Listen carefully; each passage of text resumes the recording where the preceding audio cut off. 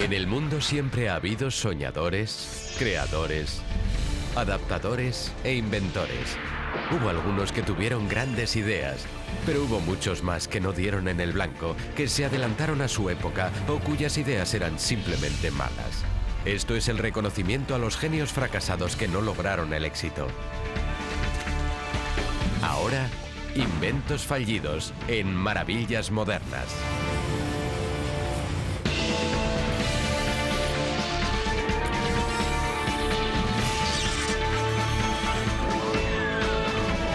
Maravillas Modernas. Inventos fallidos. Su televisor, el aparato al que ahora mismo está pegado, es uno de los más de 1.000 millones fabricados en las 6 últimas décadas. El americano medio se pasa más de 4 horas al día viendo la televisión, que equivalen a 11 años en cualquiera que llegue a los 80 años. Sería difícil encontrar un invento de mayor impacto en la sociedad moderna. Pero al igual que muchos otros triunfos tecnológicos, la televisión que conocemos hoy le siguió los pasos a un defectuoso antepasado que fracasó. En la década de 1920, unos pioneros crearon un televisor que no era electrónico sino mecánico. En aquel innovador sistema no había cámara ni tubo de imagen, sino que se basaba en luces y ruedas giratorias. El concepto del televisor mecánico fue inventado a finales del siglo XIX, pero en aquella época no existía equipamiento para convertirlo en una realidad. Y un hombre llamado John Logie Baird construyó el primer sistema de éxito en 1926. La tecnología que había tras el televisor de Baird tenía poco parecido con la electrónica común de hoy en día. La televisión moderna comienza por una cámara que convierte la luz reflejada en impulsos electrónicos sobre una red con decenas de miles de receptores llamados píxeles. Esas diminutas medidas de luz son transmitidas una por una a su televisor, donde un sintonizador los interpreta y los vuelve a ensamblar por medio de un tubo de rayos catódicos o las pantallas LCD y de plasma más recientes. Al igual que la televisión electrónica, la televisión mecánica utilizaba una serie de impulsos eléctricos de distintas potencias. Pero el modo de captarlos y reconstruirlos era totalmente distinto. El sistema mecánico de televisión transmitía las imágenes haciendo pasar la luz por orificios diminutos en una rueda giratoria, uno a uno, en rápida sucesión. Aquellos puntos de luz rebotaban desde el sujeto hasta un receptor en el que chocaban con un tubo fotoeléctrico.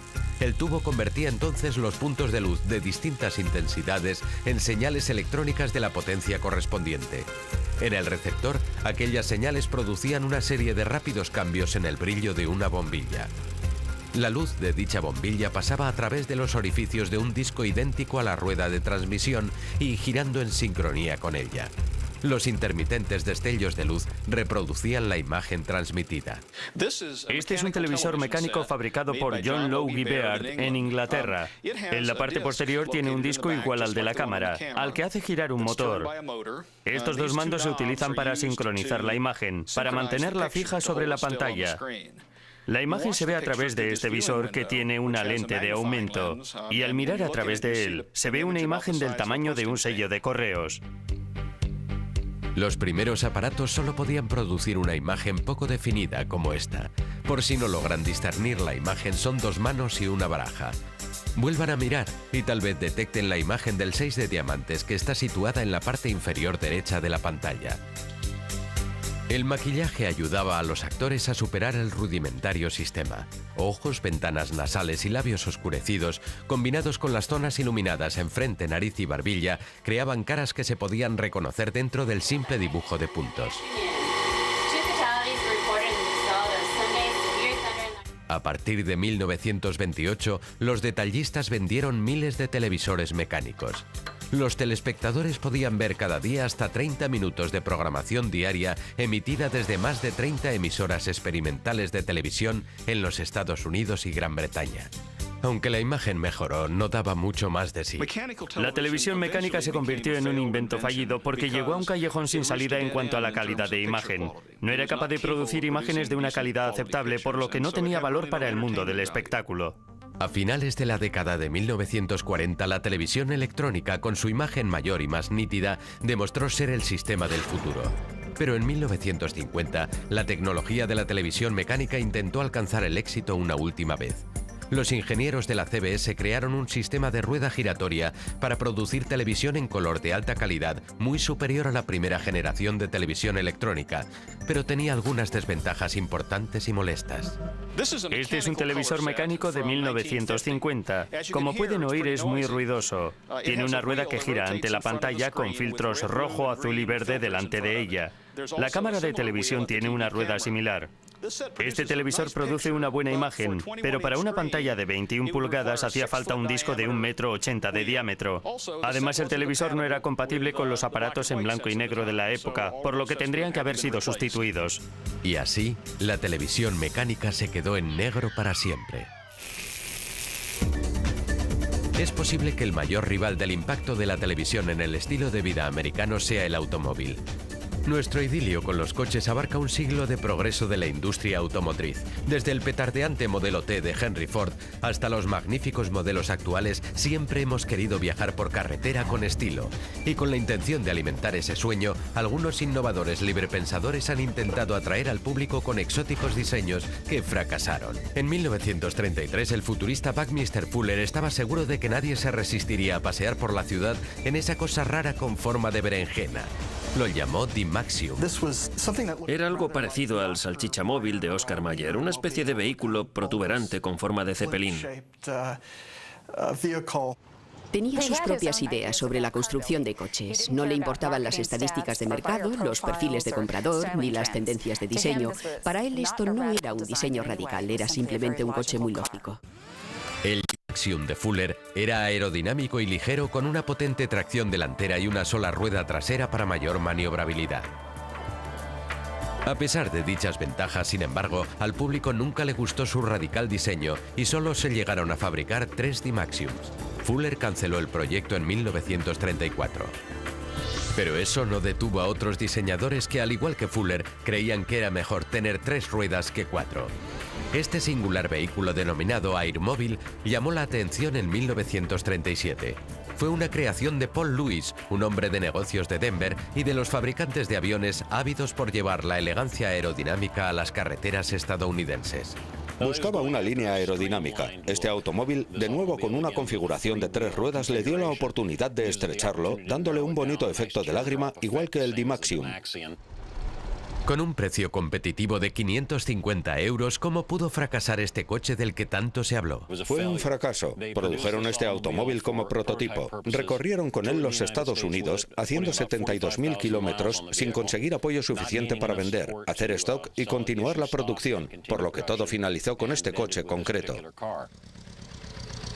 En la década de 1960, la compañía Ford deseaba demostrarle al público que se encontraba a la vanguardia del diseño innovador. De hecho, la Ford jugaba con la idea de fabricar un motor de propulsión atómica. El Nucleon, como lo llamaron, se iba a entregar con su propio pastel de plutonio, pero surgió la cuestión de dónde repostar y los posibles peligros de manejar un reactor nuclear sobre ruedas. Y el Nucleon no llegó a pasar de la fase de modelo de 1 metro. Un experimento más serio fue la odisea de 30 años de la Chrysler para crear un motor a reacción. En octubre de 1963 llegó el nuevo coche de la Chrysler propulsado por una turbina. Motores de fabricación estadounidense revestidos con una carrocería de estilo europeo creada por los mejores diseñadores italianos de la compañía Ghia. El motor del Turbine tenía un 80% menos de piezas que un coche normal. La Chrysler promocionó su simplicidad y su potencia. Con su pura potencia para aceleración instantánea y su capacidad para la ascensión, al conductor se le asegura la máxima maniobrabilidad que se puede conseguir en un turismo normal, incluso en las pendientes más pronunciadas.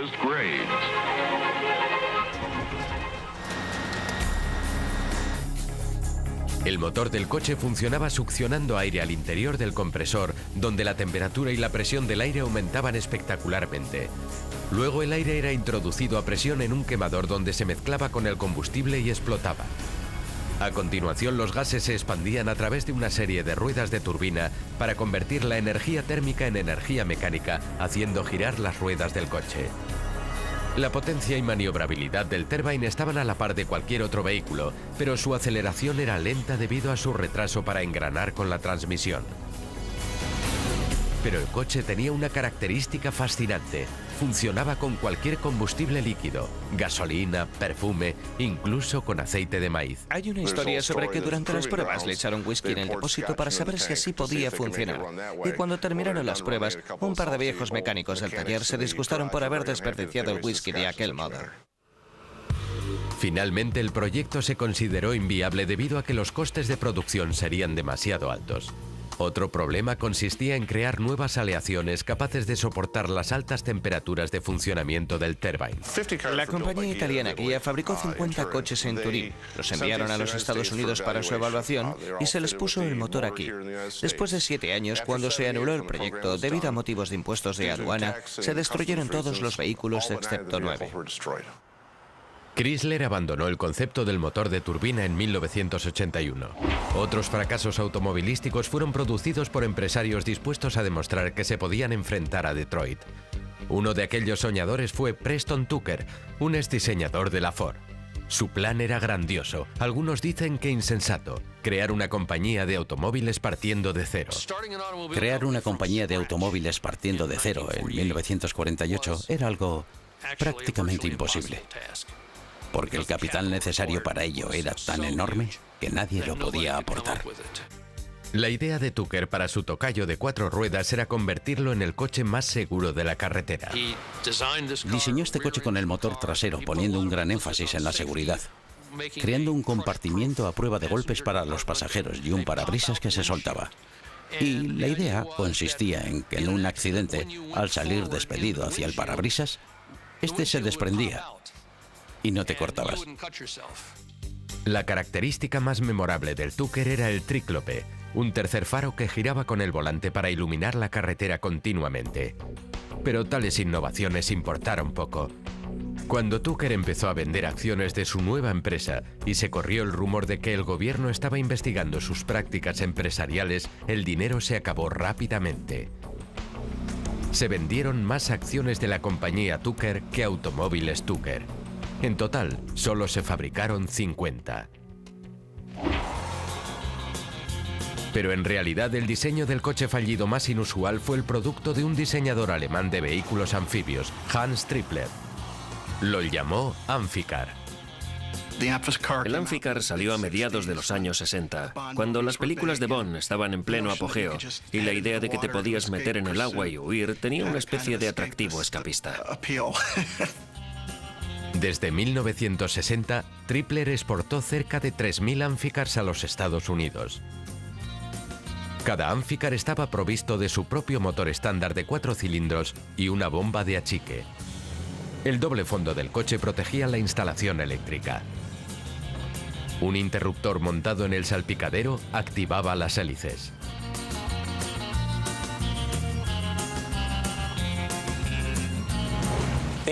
El Amphicar tiene la maniobrabilidad de un coche en el agua, pero consecuentemente, en tierra tiene la maniobrabilidad de un barco. Las hélices de la parte trasera giran en la misma dirección. Solo se puede girar bien en una dirección, en la otra giro de un modo parecido al Queen Mary. Como el Amphicar costaba casi lo mismo que un Mustang, para el público no fue un dilema en absoluto. Un coche potente o un patito feo que siempre estaba mojado.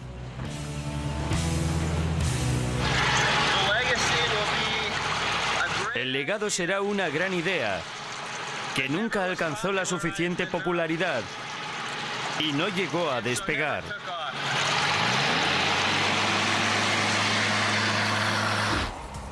Impertérritos, otros inventores buscaron nuevas y osadas fronteras para sus diseños de coches. Para ellos el futuro consistía en elevarse y volar. Ha pasado más de un siglo desde que dos inventos revolucionarios, el coche y el avión, redefinieron los medios de transporte y transformaron nuestro mundo. Con el paso del tiempo, el peso de cada uno de ellos ha estimulado a muchos intrépidos innovadores a fusionarlos en un versátil vehículo, pero la unión de dos tecnologías de éxito puede a veces resultar una fórmula garantizada para fracasar. Creo que en el inventor chiflado hay algo que hace que le encante la idea de casar dos cosas realmente incompatibles. Con los años ha habido varios intentos para crear un coche volador. Alguien ha intentado hacer un Pinto volador recientemente, lo que con su historial de explosiones de depósitos de combustible debería ser doblemente alarmante. Desde 1917 se han otorgado 75 patentes para coches voladores, pero solo uno, el Aerocar de Moe Taylor de 1949, alcanzó cierta reputación duradera. Moulton Taylor se decidió a fabricar un coche volador porque creía que en el periodo posterior a la Segunda Guerra Mundial había muchos pilotos y teníamos unas carreteras muy congestionadas. Y era posible que lograra crear un coche que aliviara parte de aquella congestión. Al final, el ambicioso diseño de Taylor resultó un fracaso, tanto en tierra como en el aire. Con el coche volador hay que tener cierto equilibrio. El coche no era muy apto para circular. No tenía el peso suficiente para que fuera seguro en la carretera. Y al ponerle alas a esa cosa, es un avión que va dando bandazos. La idea de que conductores normales pudieran volar, sobre todo por encima de ciudades importantes, es alarmante de por sí. Los mismos que se te ponen delante a 110 kilómetros por hora se te pondrían delante a 3.000 metros de altura. Aún así, el Aerocar tenía algunas características singulares. Fue el primer coche americano con motor trasero tracción delantera. El árbol de transmisión accionaba la hélice propulsora mientras que las ruedas traseras podían girar libremente, una característica crucial para un buen aterrizaje. Una versión anterior de coche volador, el Amphibian de Robert Fulton de 1946, tenía una voluminosa unidad con el motor y las alas. Por desgracia, es un invento cuya hora no ha llegado todavía y pocas veces se eleva del suelo. Sin embargo, el Aerocar de Moe Taylor pretendía dar flexibilidad a los viajes con sus alas plegables y transportables. Si te encontrabas una tormenta, podías aterrizar, plegar las alas y despegar una vez que la tormenta hubiera pasado. Y era fácil despegar, porque el Aerocar solo precisaba una pequeña pista, pero los trámites burocráticos lo mantuvieron casi siempre en tierra.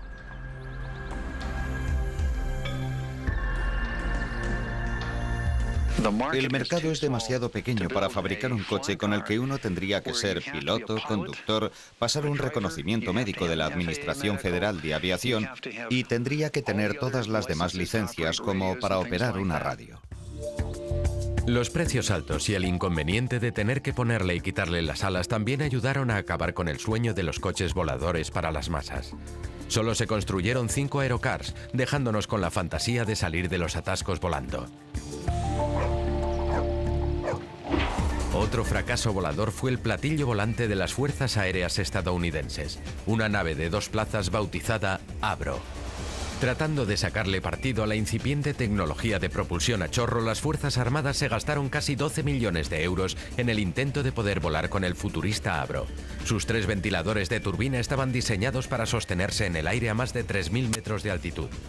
La propulsión producida por las turbinas estaba dirigida hacia abajo por medio de unos huecos internos. El Avro también tenía un sistema lateral de ventilación especial para proporcionarle control lateral y evitar que volcara. Los ingenieros nunca lograron controlar totalmente el pesado Avro durante los vuelos sin sujeción, ni consiguieron que se elevara más de unos cuantos centímetros del suelo, insuficiente incluso para cruzar una pequeña zanja. El platillo volante de las Fuerzas Aéreas fue una birria total. Su único encuentro cercano fue con el fracaso. A finales de la década de los 40, las Fuerzas Aéreas juguetearon con otro aparato extravagante llamado Goblin F-85. Bajo, gordo y achaparrado y con alas plegables, el Goblin era un caza con un diseño que solo le podía gustar a su madre. El plan consistía en que un bombardero llevase al Goblin en su interior y luego lo bajase con un trapecio para que saliese a combatir cuando atacasen al bombardero. Pero el Goblin demostró ser tan inestable aerodinámicamente como feo. En las pruebas de acoplamiento con un B-29 adaptado, a los pilotos les resultó imposible reconectar con el trapecio. Cuando varias pruebas terminaron con contratiempos en el aire, las Fuerzas Aéreas cancelaron el proyecto y la pequeña mota voladora desapareció en el olvido.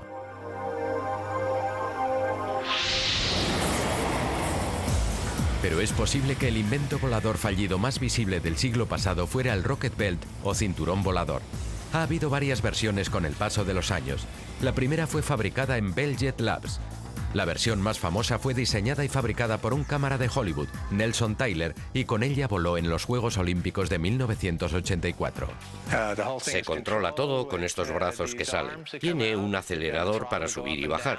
Moviendo la palanca avanzas o retrocedes. Hacia los lados giras esto. Lo divertido es que es difícil pilotarlo. Es difícil aprender y entrenarte porque solo dispones de 20 segundos para hacerlo. Y si falla te caes como una piedra. Excepto que te caes con eso a tus espaldas y todo ese combustible. Y cuando te estrellas te abrasas. El Rocket Belt está propulsado por una mezcla de peróxido de hidrógeno en un 90% de pureza. Al pasar a presión por una serie de finas mallas de plata, se produce una reacción química que crea calor, agua y unos 150 kilos de propulsión a vapor. La misión original del Rocket Belt era proporcionar a los soldados un medio de reconocimiento aéreo, una manera fácil de viajar sobre terreno difícil y una plataforma estable para disparar armas de fuego. El Rocket Belt fracasó en todos los sentidos. Era demasiado ruidoso para el espionaje.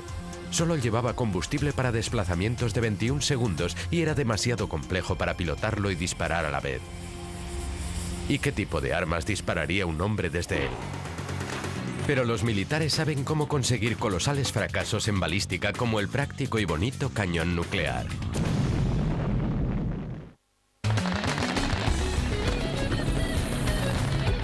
Cañones, bombas y tanques. Cuando hay innovaciones en el campo de batalla, el resultado puede significar una ventaja y la victoria, o el desastre y la derrota. En la guerra nunca estás muchos pasos por delante del enemigo. Por desgracia, durante nuestra historia hemos estado un poco por detrás. Por ejemplo, en la Segunda Guerra Mundial, con lo que creíamos que era un buen tanque, el tanque Sherman M4.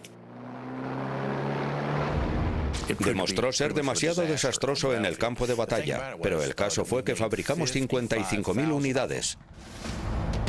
El problema estaba en el blindaje del Sherman, que resultó demasiado vulnerable para los tanques y cañones de alta velocidad alemanes. Un solo impacto podía penetrar hasta las zonas de almacenamiento de munición del Sherman e incendiar el tanque inmediatamente. Los soldados le dieron el apodo de El Ronson por la marca de mecheros que garantizaba un encendido a la primera. Si los alemanes te alcanzaban a esa distancia, ardías. Enfrentarse tanque a tanque con los alemanes no era una buena idea porque los suyos eran tecnológicamente superiores, por lo que la táctica estándar era enviar 5 Sherman contra un Panther, maniobrar hasta situarse a su flanco y dispararle a un costado o a la zona trasera, o mejor todavía llamar a las fuerzas aéreas y lanzarle un cohete. Cuando los americanos descubrieron modos de resolver los defectos de diseño del Sherman, los alemanes tuvieron que saber sobrellevar sus propios fracasos en el campo de batalla. Uno era este problemático pequeño gigante llamado Goliath. Desde un punto de vista conceptual, la idea era buena. Era un mini tanque a control remoto que se podía meter bajo un tanque normal o escalar hasta la torreta del artillero y explotar. Era, en esencia, una bomba móvil controlada desde la distancia. Aquí detrás tenemos la bobina de 2000 metros de cable. El motor está en el centro y es un motor de gasolina de 2 ciclos, de 2 cilindros. Y delante tenemos los 60 kilos de explosivos, detrás de una plancha de acero de 9 milímetros. Dos defectos importantes hicieron vulnerable a Goliath: su lentitud y su fino blindaje. El metal es acero blando calibre 16. Al dirigirse a un búnker, una bala de calibre 30 lo puede penetrar y hacer que se averíe. Puede que la mayor desventaja del Goliath fuese que quien lo manejase tuviese que estar al descubierto en el campo de batalla, a plena vista del pequeño tanque explosivo y de su objetivo. Ser operador de un Goliath no era bueno. Te podían matar mientras lo manejabas. 2 guerras después, los inventores recurrieron a los cohetes para detener al enemigo. Esto puede parecer un juguete, pero los soldados que lo llevaban no estaban jugando. Creada para ser utilizada en Vietnam, esta pistola Gyrojet estaba diseñada para disparar cohetes de 13 milímetros que podían perforar el acero inoxidable. Estos proyectiles autopropulsados prometían toda clase de ventajas. Se puede utilizar en el espacio exterior y también bajo el agua. Su mecanismo es distinto al de cualquier otra arma de fuego. Cuando se dispara una pistola convencional, toda la presión de la pólvora al explotar es retenida en la recámara. La presión propulsa la bala hacia adelante, después de lo cual la bala empieza a perder velocidad. Sin embargo, el proyectil de la Gyrojet es empujado por un propulsante cohético sólido y ardiendo contenido en el interior del proyectil. Toda la presión es contenida por la bala y no por la pistola. Con un diseño un poco al revés, el martillo de la Gyrojet golpea la punta del cohete y no la parte posterior. Eso impulsa al cohete hacia el percutor que lo inflama. Cuando el cohete sale impulsado hacia el martillo, rearma la pistola. Tras haber recorrido 100 metros, la bala cohete está diseñada para tener un 50% más de potencia que la bala de un 45. Pero con frecuencia el cohete salía tan lentamente que no podía superar la presión del muelle del martillo. Si no superaba la presión del muelle, lo que ocurría era que el cohete llegaba a la boca del cañón y se caía. Se caía delante del arma. Como es un cohete, necesita ganar velocidad. Y si se le dispara a alguien desde cerca, no tiene la velocidad necesaria para causar una herida. Es posible que rebote. Y si se le dispara a un hombre desde 1 metro, puede rebotar en él. Esto es un montón de basura. La pistola Gyrojet es solo uno de los intentos más recientes de mejorar un arma de fuego balística. Durante la Primera Guerra Mundial, los aliados necesitaban muchas ametralladoras urgentemente. Los franceses respondieron fabricando en masa y a toda prisa más de 250.000 ametralladoras Chauchat. Le dieron un nuevo significado a la expresión no ser de fiar. Esto es una de las atrocidades de la guerra. Hicieron muy mal el montaje. Y no se pueden coger piezas de una y ponérselas a otra y lograr que funcione. Uno de los mayores defectos de diseño de la Chauchat era un orificio en la recámara de munición que permitía ver cuántas balas quedaban en el arma, pero dejaba el mecanismo interior del arma expuesto al polvo, al barro y al lodo en una guerra de trincheras. La Chauchat se encasquillaba constantemente. Hace muchos años, entrevisté a un anciano que había estado en la Primera Guerra Mundial y le pregunté qué tipo de arma tenía, y me dijo que tenía una Chauchat francesa. Y le pregunté qué tal era, qué le pareció, y dijo que no valía un comino, pero le podías quitar unas piezas y hacer con ellas un alambique.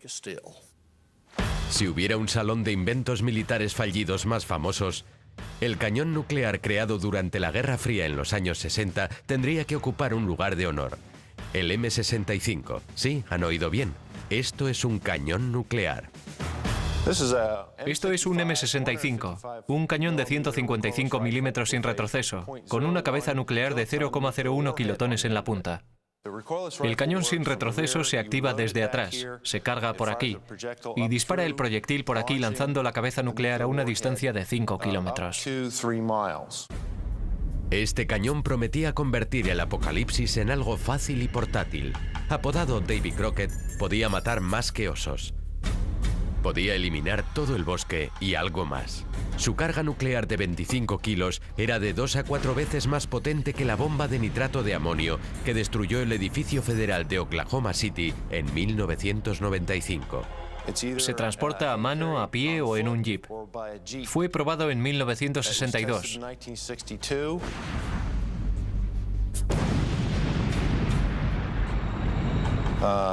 Robert Kennedy estaba presente en aquella ocasión. El Davy Crockett tenía un fastidioso defecto que quizá haya evitado la proliferación de armas nucleares portátiles.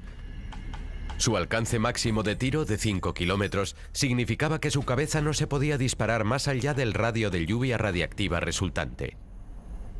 Al detonarse el arma, crea una nube. Si el viento sopla hacia los soldados serán contaminados por la nube radiactiva. A los soldados, por decirlo así, les salía el tiro por la culata. Estaban dentro del radio de influencia de la cabeza nuclear e iban a recibir la radiación. Así que, como mucho, un arma para un momento de desesperación. Estar expuesto a la radiación no ha sido siempre considerado un peligro para la salud como ocurre actualmente. A principios del siglo XX los pacientes hacían cola en la consulta del médico para que los tratara con una nueva cosecha de inventos que irradiaban promesas de curas milagrosas. El campo de la medicina ha producido la mayor parte de los inventos fallidos, y hasta 2002 el coleccionista Bob McCoy exhibió más de 250.000 extraños artilugios en su museo de aparatos médicos cuestionables. El descubrimiento del radio, un elemento radiactivo, en 1898 dio lugar a docenas de letales inventos médicos. La gente se pregunta por qué hay tantos inventos hechos con radio. Creo que se debe a que era algo muy popular a principios del siglo XX. Daba cierta sensación de vitalidad y energía. No solo vendían productos hechos con radio, creyendo que le devolvían a uno la salud, sino que lo relacionaban con la sexualidad.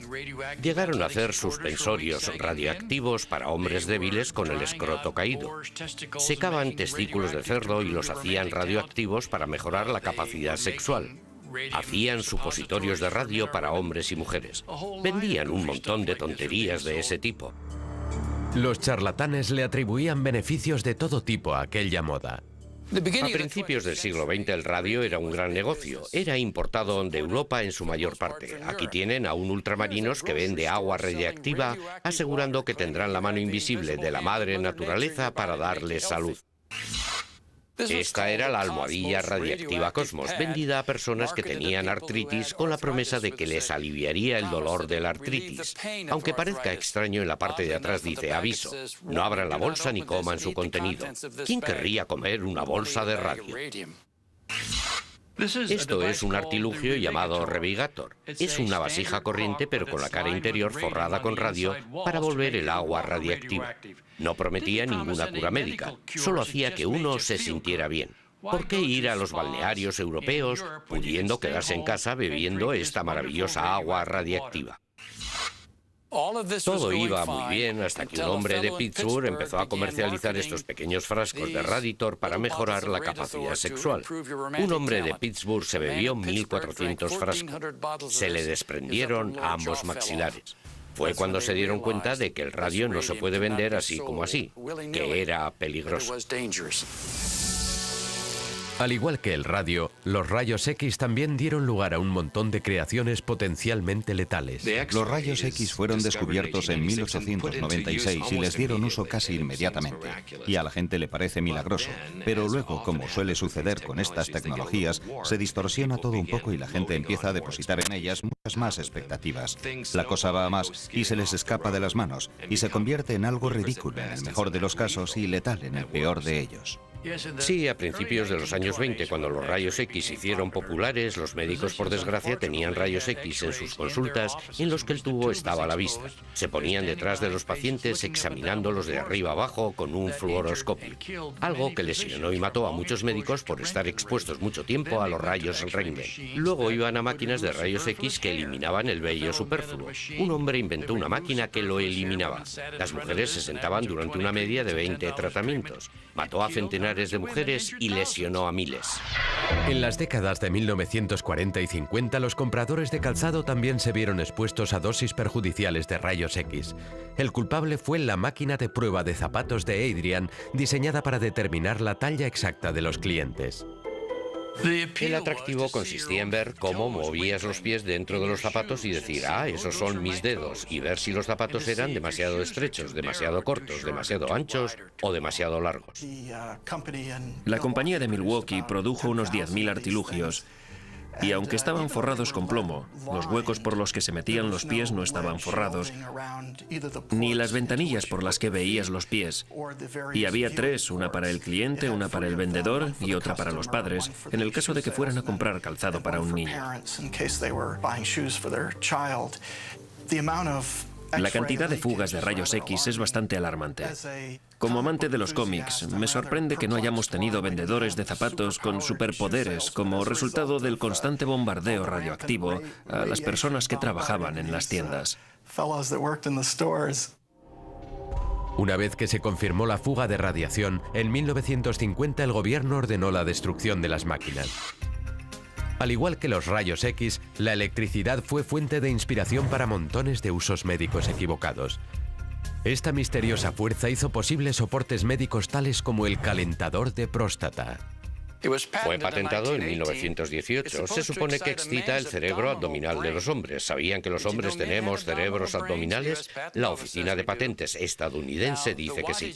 Los vatios de esta bombilla controlan el calor que tendrá. Esta es una bombilla de 25 vatios y el calor no es mucho. En realidad esto no hacía nada. El espectrocromo tenía el mismo discutible valor. Su inventor, Dinshaw Gadiali, creó este aparato en la década de 1920 para curar diversos males. Argumentaba que al exponer al enfermo a las luces de colores del espectrocromo se podía curar o encontrar alivio para más de 280 enfermedades. Es una vitrina grande de aluminio sobre un soporte y tiene 8 colores distintos. Están bien hechos, tienen un ventilador y a la gente le gusta sentarse bajo la luz coloreada. Pero para que funcionara el paciente se tenía que sentar delante de esto a oscuras, cara al norte, en ciertas fases de la luna y desnudo. Decía que la luz verde estimulaba la pituitaria, la amarilla reforzaba los nervios, la roja le daba energía al hígado. Si tenía cáncer de páncreas, por ejemplo, usaba las luces de color limón y añil. Pero si tiene cáncer de páncreas, no lo va a curar ninguna luz de color. El espectrocromo solo tuvo éxito para infundir falsas esperanzas a aquellos que tenían dinero suficiente para comprar el aparato. Puede que el producto más extraño de cuantos se comercializaron para los consumidores más conscientes de su salud fuese el cigarrillo sin humo. En 1988 la compañía R.J. Reynolds presentó el Premier como un revolucionario sistema de aportación de nicotina. La idea consistía en un cigarrillo sin humo, con el que no hubiera que quemar tabaco, sino un elemento que produciría el sabor del tabaco en la boca por medio de un tubo de plástico. Decían que succionar a través de aquello bastaba para producir una hernia. Comparaban el sabor al de una lechuga quemada. Incluso el presidente de R.J. Reynolds admitió que el Premier sabía a basura. La apatía de los consumidores apagó rápidamente al Premier y más de 300 millones de euros del coste de investigación y comercialización se desvanecieron como el humo. El historial de inversores que intentan predecir las tendencias de los consumidores siempre ha sido bastante irregular. En su visión de nuestro futuro se incluían robots y casas con forma de nave espacial. ¿Qué pasó?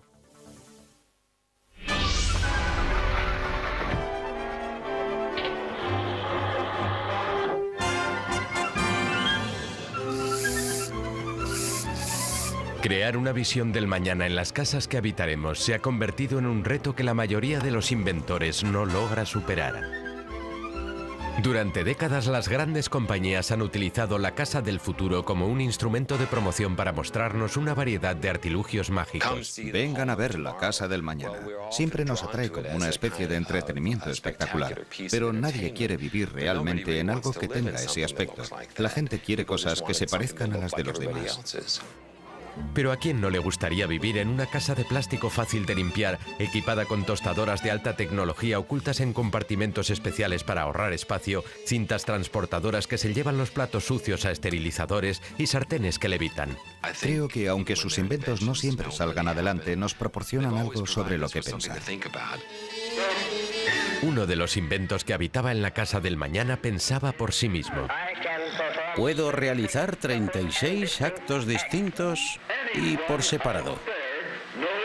Si alguno de ustedes conoce a una mujer mecánica que busque novio... El robot es un potente símbolo del mundo del mañana. La mayoría seguimos esperando. No sé si ustedes tienen uno, pero creo que seguimos esperando a tener robots personales en casa que nos sirvan el café por la mañana y saquen al perro de paseo. Se supone que todas esas cosas tendrían que estar aquí y ahora, y no están. Pero si la casa del futuro no ha llegado todavía, no ha sido porque no lo hayan intentado. En 1969 los propietarios podían pensar en ir a vivir a su propio ovni. La casa Futuro, fabricada totalmente de plástico reforzado, fue idea del arquitecto finlandés Mutis Seronin. Los inversores que financiaron la construcción de las unidades contaban con la fascinación del público por la guerra espacial entre los Estados Unidos y la Unión Soviética. Arguían que algunos propietarios podían querer conocer una vida fuera de este mundo. Pero el público rechazó su extravagante diseño y solo se fabricaron 20 Futuros. La Futuro tenía un antepasado no muy lejano de la década de los 40.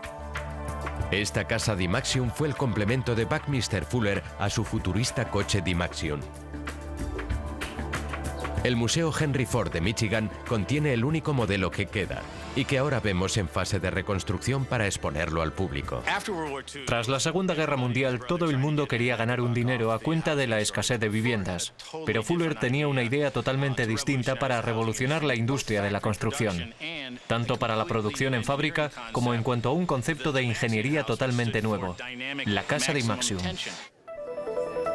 El exterior de la casa D-Maxion consistía en aluminio ligero y fácil de transportar manufacturado por un fabricante de aviones. El hogar entero se podía entregar en un solo tubo. El concepto de Fuller se enfrentaba a la idea convencional de una casa que descansa sobre su base. En lugar de eso, de un mástil central firmemente plantado en el suelo pendían la piel y el suelo de aluminio de la casa. Anclada al terreno circundante por medio de cables, la estructura tenía una estabilidad sorprendente. El coste de una casa D-Maxion nueva era de 6.500 euros. Cada uno de sus dormitorios disponía de su propio cuarto de baño prefabricado. Como pueden ver, cuando miramos en el interior, el cuarto de baño es un espacio pequeño. No es lo que hoy consideramos un cuarto de baño, es más reducido. Los dormitorios tienen además estanterías giratorias para maximizar el espacio. La D-Maxion, al igual que la Futuro, fracasó en buena parte por ser tan distinta. Su diseño único y cerrado hacía imposible añadir unidades para futuros miembros de la familia. La forma redonda de la casa también les daba quebraderos de cabeza a sus propietarios, que tenían que adaptar librerías y sofás a su nuevo mundo circular. Pero es posible que Fuller fuera el último en reírse y no los consumidores que creían que tenían que tener rincones para sus sofás. Su posterior concepto, la cúpula geodésica, aunque nunca fue un diseño popular para viviendas, se puede ver en todo el mundo en forma de teatros, iglesias, centros de exposición y museos. Es el medio más ligero, más fuerte y más eficiente de cerrar un espacio de cuantos se han diseñado. Las cúpulas geodésicas han soportado huracanes en Florida, tormentas de nieve en Alaska y terremotos en California.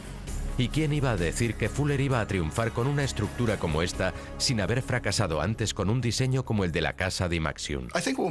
Creo que cuando observamos muchos inventos fallidos o innovaciones que no llegaron a cuajar, nos vemos tentados a verlo como una historia de fracasos, pero en realidad no se trata de eso en absoluto. De hecho, son una especie de homenaje al espíritu humano. Sin coraje para fracasar, sin valentía para intentar algo que puede no dar resultado, jamás disfrutaríamos de nuestro progreso actual. A pesar de que estas ideas no hayan alcanzado sus objetivos, el mundo tiene un lugar especial para los pensadores, inventores y soñadores que marchan al ritmo de sus propios tambores. Aunque muchos de los inventos que han creado hayan fallado miserablemente, la chispa creativa, por muy tenue que sea, se merece un ocasional gesto de reconocimiento.